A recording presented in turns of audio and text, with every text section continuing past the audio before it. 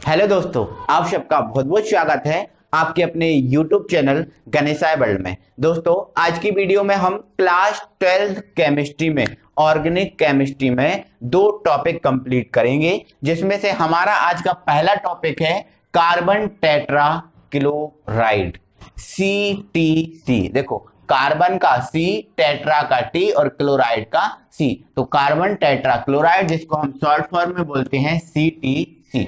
तो इसका फॉर्मूला क्या बनता है? देखो, कार्बन, ये कार्बन, टेट्रा मतलब चार और क्लोराइड मतलब Cl, तो इसका ये फॉर्मूला बनता है CCl4, कार्बन टेट्रा क्लोराइड। और एक दोस्तों हमारा जो दूसरा टॉपिक है वो है हमारा CFC मतलब क्लोरोफ्लोरो कार्बन। ये दो टॉपिक को आज कंप्लीट करेंगे, है ना। तो सबसे पहले दोस्तों CTC से क्वेश्चन हम कंप्लीट करेंगे। तो दोस्तों CTC से एग्जाम में हमारे क्वेश्चन आता है, CTC बनाने की विधि लिखकर इसके गुण व उपयोग बताइए। ऐसा ये क्वेश्चन आता है, ठीक है। तो हम इसके गुण और उपयोग को समझेंगे और बनाने की विधि, ठीक है। चलो, तो दोस्तों सबसे पहले मैं आपको इसकी बनाने की विधि बताता हूं, ठीक है। तो मैं यहां पर हेडिंग डालूंगा बनाने की विधि, आप लोग भी डाल लीजिएगा बनाने की विधि, ठीक है। तो अब हम इस CTC को बनाएंगे, मतलब CCl4 को बनाएंगे। तो दोस्तों जो CCl4 है हम दो प्रकार से बना सकते हैं, एक हम मेथेन से भी बना सकते हैं और दूसरा हम कार्बन डाइसल्फाइड से भी बना सकते हैं, दोनों से बनाएंगे हम, ठीक है।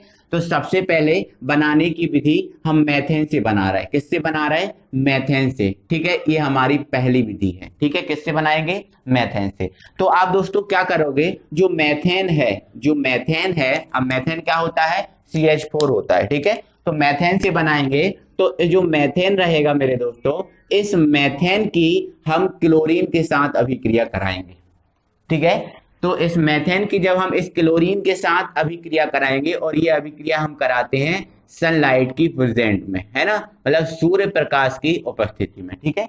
तो जब हम इससे अभिक्रिया कराएंगे तो मेरे दोस्तों क्या होगा, इसके हम लेंगे 8 अणु, सॉरी, इसके हम लेंगे 4 अणु लेंगे। कितने अणु लेंगे? 4। जब हम 4 अणु लेंगे तो ये क्लोरीन है 8 हो जाएंगे। कितने हो जाएंगे? 8।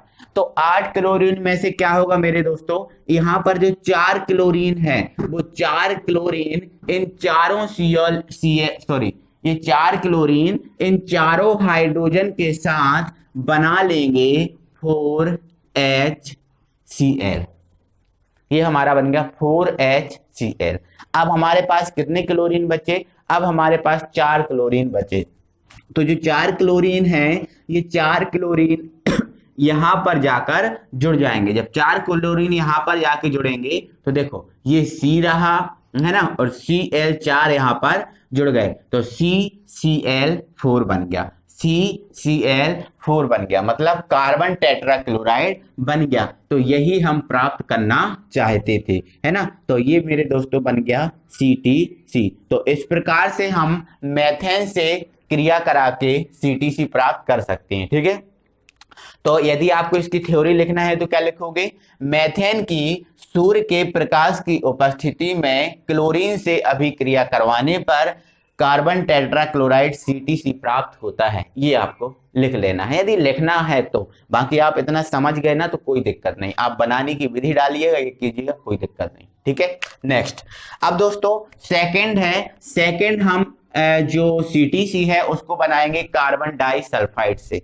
किससे? कार्बन डाइसल्फाइड से। तो दोस्तों जो कार्बन डाइसल्फाइड का फॉर्मूला होता है वो होता है CH2, आपको खुद पता होगा। कार्बन डाइसल्फाइड मतलब 2S, ठीक है। तो ये है कार्बन डाइसल्फाइड, ठीक है।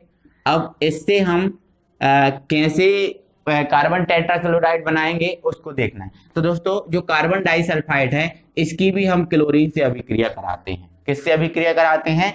क्लोरीन से। तो दोस्तों जब हम इसकी क्लोरीन से अभिक्रिया कराते हैं तो ये जो अभिक्रिया है वो हम निर्जल AlCl3 की उपस्थिति में कराते हैं, ठीक है। तो निर्जल AlCl3 की उपस्थिति में कराएंगे। तो इसमें दोस्तों हम क्या करेंगे, इसके 3 अणु लेंगे।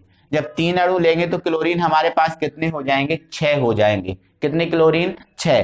तो इन 6 क्लोरीन में से जो 2 क्लोरीन हैं, इस 2 क्लोरीन इस S के साथ क्या बना लेंगे, H2Cl2, है ना, H2Cl2 ये बना लेंगे। अब हमारे पास कितने क्लोरीन बचे, अब हमारे पास 4 क्लोरीन बचे। ठीक है, तो 4 में जो क्लोरीन बचे हैं तो इन चारों क्लोरीन को आप यहां पर जोड़ देना। ठीक है, अब एक बात तुम लोग को ये चीज समझना है कि देखो यहाँ पर जो S है, S की संयोजकता 2 होती है ना, तो 2 S जुड़े हैं तो 2 1 की, तो 2 की कितनी, 4, तो कार्बन की 4 होती है तो 4 पूरी हो रही है। लेकिन Cl पे 1 - चार्ज होता है, तो यहाँ पर Cl 4 जोड़ेंगे जब कार्बन की संयोजकता पूरी हो पाएगी, इतना आप ध्यान रखना है। तो Cl चारों यहाँ पर जुड़ जाएंगे तो ये हमारा बन जाएगा CCl4, है ना। तो ये जो है ना वो हमारा क्या बन गया, CTC। तो इस प्रकार से दोस्तों हम CTC बना सकते हैं ना। बाकी एग्जामिनर आपसे कोई एक विधि के बारे में पूछेगा, आपसे कोई 2 विधि नहीं पूछेगा कि आप 2 विधि बताओ, वो तो ये पूछेगा है कि CTC बनाने की विधि बताओ, तो आपको जो अच्छी लगी है वो आप बता देना। ठीक है, तो ये बना हुई CTC की विधि। अब जो हमने CTC प्राप्त हुआ किया है, इस CTC के गुण क्या है उनको समझते हैं। तो दोस्तों इसका जो पहला गुण है वो ये है कि यह एक रंगहीन, मतलब इसका कोई रंग नहीं होता। जो CTC होता है, कार्बन टेट्राक्लोराइड होता है, इसका कोई रंग नहीं होता। यह एक रंगहीन तेलीय द्रव है, मतलब तेलीय द्रव से मतलब तेल जैसा, जैसा तेल होता है उस प्रकार का द्रव है, और ये इसका कोई भी रंग नहीं होता है, तो यह एक रंगहीन तेलीय द्रव है। दूसरा इसका गुण है, यह जल में अविलेय है, मतलब जो जल होता है वो जल में विलय नहीं। देखो आपको पता है जो तेल होता है या तेलीय जो पदार्थ होते हैं वो जल में नहीं घुलते, जल में नहीं विलय होते। हाँ, तो ये भी एक तेलीय द्रव है, तो ये जल में अविलय होता है। किंतु जो एल्कोहल वगैरह होते हैं उन एल्कोहल में ये विलय हो जाता है, मतलब एल्कोहल में घुल जाता है। ठीक है, नेक्स्ट है, यह अज्वलनशील है, मतलब ये जलता नहीं है। जो CTC है ये जलता नहीं है। ठीक है, ये कैसा है, अज्वलनशील, इतना आपको याद रखना है। इसके बाद यह तीक्ष्ण गंध वाला पदार्थ है, मतलब इसकी जो गंध आती है वो तीक्ष्ण होती है ना। अब तीक्ष्ण क्या होता है, जिसको हमें सूंघने से हमें खांसी आ जाती है उसको हम बोलते हैं तीक्ष्ण। तो इसकी जो गंध है वो तीक्ष्ण गंध होती है। तो ये दोस्तों इसके हुए गुण। अब इसके मैं उपयोग के बारे में बात करता हूं। तो दोस्तों जो उपयोग है वो देखो, हमने यहाँ पर क्या देखा, ये अज्वलनशील है, मतलब ये जलता नहीं है। तो दोस्तों जो अज्वलनशील है इसलिए जो ये CTC है, इस CTC का उपयोग आग बुझाने में किया जाता है। तो ध्यान रखना, इसका उपयोग आग बुझाने में किया जाता है। दूसरा दोस्तों इसका उपयोग है क्लोरोफॉर्म बनाने में। जो हमने पिछली वीडियो में जो क्लोरोफॉर्म बनाए थे उसमें हमने इसकी हेल्प भी ली थी, कार्बन टेट्राक्लोराइड की भी हेल्प ली थी, तो इसका उपयोग क्लोरोफॉर्म बनाने में भी किया जाता है। तो ये दोस्तों ये बनाने की विधि हुई, ये इसके गुण हुए और ये इसके उपयोग हुए। आई होप कि आपको समझ में पूरा आ गया होगा। अब हम दोस्तों पढ़ेंगे CFC।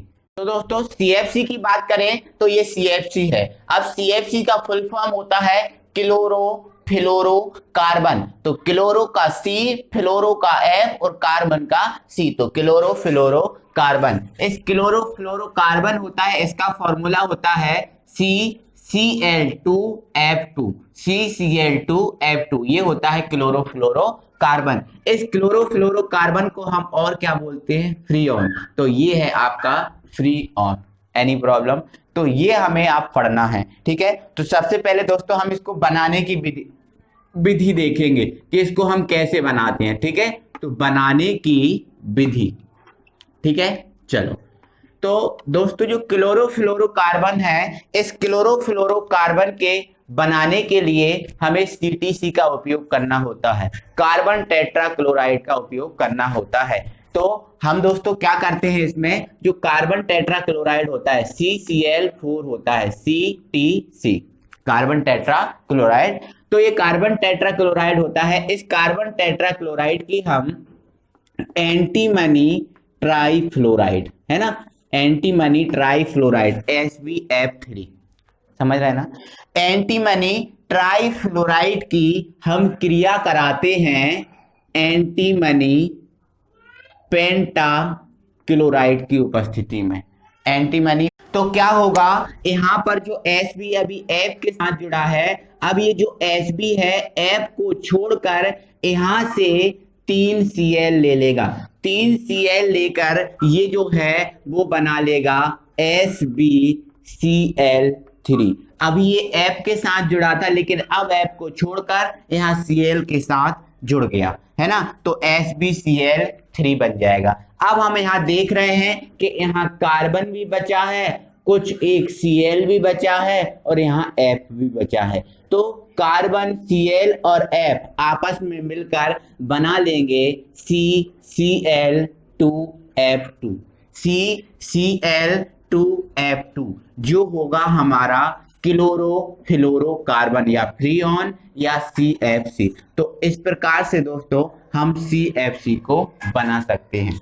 देखो बैलेंस करने की तो कोई जरूरत नहीं है, अब बैलेंस करना है तो मैं आपको करके बता रहा हूं। देखो यहाँ पर Cl कितने हैं 3 और यहाँ पर कितने हैं 2, 3 और 2 5। तो एक काम कीजिए, इसमें आप 3 लगा दीजिए, इसमें आप 2 लगा दो, इसमें आप 3 लगा दो, इसमें आप 2 लगा दो। तो देखो काउंट करके 3 कार्बन 3 कार्बन, 4 तिया 12 क्लोरीन, तो 3 दूनी 6 और 3 दूनी 6 12 हो गए। यहाँ 2 Sb 2 Sb, F 3 दूनी 6 तो 3 दूनी 6, तो ये बैलेंस हो गया। तो इस प्रकार से दोस्तों हम क्लोरोफ्लोरोकार्बन को बना सकते हैं, बिल्कुल ठीक है। अब इस क्लोरोफ्लोरोकार्बन के उपयोग क्या है, ये जो क्लोरोफ्लोरोकार्बन है, ये क्लोरोफ्लोरोकार्बन के गुण क्या हैं, इन गुणों को और उपयोग को हम समझ रहे हैं, ठीक है। तो सबसे पहले दोस्तों जो क्लोरोफ्लोरो बना है, ये क्लोरोफ्लोरोकार्बन है क्या चीज है ना, ये कैसा होता है, दिखने में कैसा होता है, ये आपको समझना है। तो दोस्तों जो क्लोरोफ्लोरोकार्बन है ये एक गैस है, सबसे पहले तो ये समझ लो क्या है, ये गैस है। और ये दोस्तों एक ऐसी गैस है जिसका ना कोई रंग होता ना कोई गंध होती है ना, तो ये क्या लिख देंगे, ये है एक रंगहीन गंधहीन गैस है। तो इतना याद रखना, ना इसका कोई रंग होता ना इसकी कोई गंध होती, तो यह एक रंगहीन और एक गंधहीन द्रव है, गंधहीन गैस है, इतना याद रखना। इसके बाद दोस्तों इसका जो दूसरा गुण है, वो दूसरा गुण इसका ये है कि इसका जो गलनांक क्वथनांक होता है, क्या होता है, जो गलनांक क्वथनांक होता है बहुत कम होता है, ठीक है। अब गलनांक और क्वथनांक आप जानते हो, ठीक है, तो आप इसमें ये लिख लेना, इसका गलनांक क्वथनांक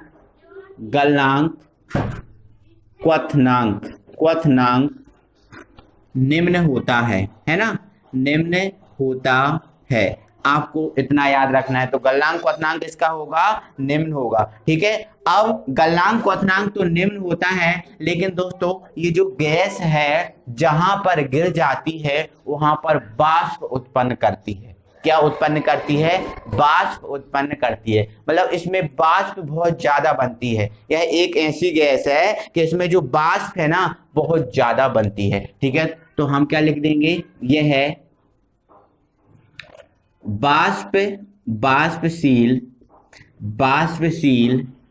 गैस है, ठीक है, और ये वाष्पशील गैस है, ठीक है। तो इसका फोर्थ गुण ये है दोस्तों कि ये आज्वलनशील गैस है ना, ज्वलनशील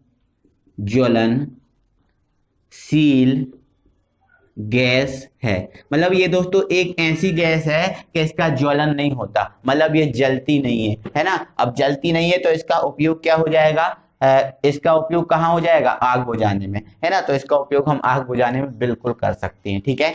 तो ये दोस्तों इसके गुण हुए, क्या है, रंगहीन गंधहीन गैस है, इसका गलनांक क्वथनांक निम्न होता है, यह वाष्पशील गैस है, और ये कैसी है, आज्वलनशील गैस है। ये इसके गुण हुए। अब दोस्तों इसके उपयोग की बात करें तो यहाँ पर हम आपको इसके उपयोग बताएंगे, ठीक है। तो उपयोग की बात करें तो सबसे पहले तो आपको पता है दोस्तों जो ग्रीन हाउस प्रभाव होता है, कौन सा प्रभाव, ग्रीन हाउस प्रभाव। उस ग्रीन हाउस प्रभाव में क्लोरोफ्लोरोकार्बन के कारण ही होता है। जो ग्रीन हाउस प्रभाव होता है उसमें मुख्य भूमिका किसकी है? क्लोरोफ्लोरोकार्बन की। तो सबसे पहला उपयोग तो हो जाएगा ग्रीन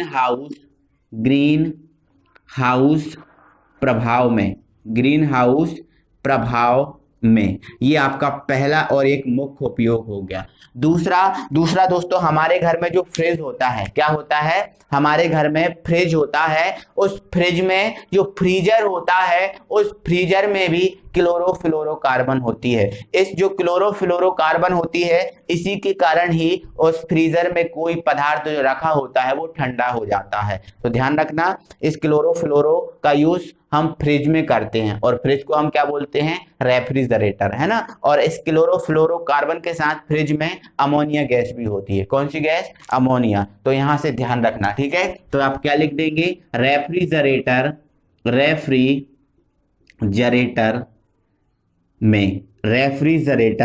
में, ठीक है। अब रेफ्रिजरेटर में, और हम इसमें ये भी लिख सकते हैं बर्फ के कारखानों में, है ना, क्योंकि बर्फ के कारखानों में भी तो बर्फ को, जल से बर्फ बनाया जाता है और उसको ठंडा किया जाता है। तो उसमें भी जो बर्फ के कारखाने होते हैं उसमें भी किया जा सकता है। चाहे तो आप ऐसा लिख सकते हो, रेफ्रिजरेटर बर्फ के कारखानों में लिख सकते हो, कोई दिक्कत नहीं है, ठीक है। अब दोस्तों अगला उपयोग, आपने अक्सर दोस्तों ऐसा देखा होगा कि जब भी हम देखो, अक्सर आपने ये तो बोरोप्लस का तो सबने देखा होगा, बोरोप्लस का सबने आप एग्जांपल देखा है। तो क्या होता है दोस्तों, जब हम बोरोप्लस को निकालते हैं और बोरोप्लस को निकालने पर यदि किसी कंडीशन में आपके ज्यादा बोरोप्लस आ जाती है, बाहर जितनी हमें जरूरत नहीं उतनी ज्यादा बोरोप्लस आ जाती है, तो हम क्या करते हैं? उसको छोड़ देते हैं। हम छोड़ देते हैं तो हम तो देखते हैं कि वो जो बोरोप्लस ज्यादा आई है वो सीधी की सीधी ज्यों की त्यों फिर से उसके जो पैकेट होता है उसके अंदर चली जाती है, बिल्कुल चली जाती है। क्यों? किसका कमाल है? किसके कारण वो अंदर फिर से चली जाती है? तो दोस्तों वो वहां पर CFC का कमाल है। क्योंकि दोस्तों जब इनकी पैकिंग की जाती है तो पहले इनमें CFC गैस भरी जाती है ना, और ये CFC का कमाल है, जिसके कारण वो यदि ज्यादा निकल जाती तो फिर से अंदर चली जाती। हमने दोस्तों दूसरा एग्जाम्पल देखा होगा, आप सबके घर में सोफा होगा, है ना। हमने देखा होगा जब सोफा की गद्दी पे हम बैठते हैं तो वो गद्दी है ना दब जाती है, लेकिन दोस्तों हम उस गद्दी पे से उठ जाते हैं तो हम देखते हैं धीरे धीरे वो गद्दी अपने प्रारंभिक रूप में आ जाती थी, जैसी थी वैसी हो जाएगी। क्यों? ऐसा क्यों हो गया? वो तो दब गई थी तो दबी रहने देती ना, फिर से क्यों हो गई? बिल्कुल ऐसा हो गया क्योंकि दोस्तों जब इनको मेजर किया जाता है, जब इनको बनाया जाता है तो उसमें क्या किया जाता है? CFC गैस से स्प्रे कर दिया जाता है, तो वो इसी के कारण वो गद्दी ऊपर आ जाती है, ठीक है। तो हम ऐसा लिख सकते हैं, इसका थर्ड उपयोग गद्देदार सीट में,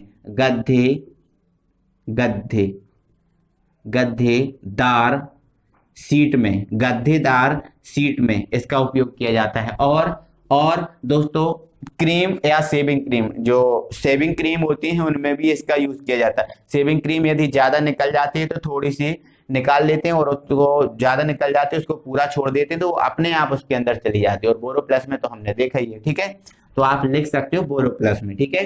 तो हम क्या लिखेंगे? क्रीम में हम डायरेक्ट लिख देंगे, शेविंग क्रीम में लिख दे रहे हैं, शेविंग क्रीम में, ठीक है, शेविंग क्रीम में, ठीक है। तो ये दोस्तों इसके उपयोग हुए, ये इसके गुण हुए और ये बनाने की विधि हुई। तो आई होप दोस्तों कि आपको पूरा समझ में आ गया होगा, है ना। तो दोस्तों प्लीज वीडियो को लाइक कीजिए, और अभी तक आपने हमारे चैनल को सब्सक्राइब नहीं किया है तो प्लीज चैनल को सब्सक्राइब कर लें और बेल आइकन को ऑन कर लें, है ना। और अगली वीडियो में दोस्तों हम फिर आपसे मिलते हैं, तब तक के लिए थैंक यू वेरी मच।